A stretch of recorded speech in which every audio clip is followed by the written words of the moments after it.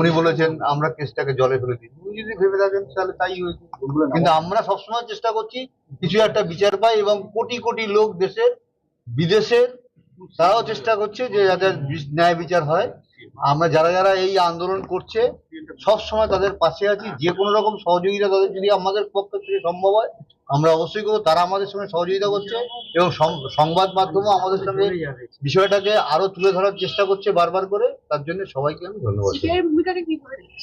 CBI একই কথা বলে যাচ্ছে, আমাদের যা ক্ষমতা আছে আমরা সর্বশক্তি দিয়ে চেষ্টা করি। আমাদের কোনো দাবি ছিল না, আমাদের দাবি তো একটাই যে আমরা বিচার যেন পাই।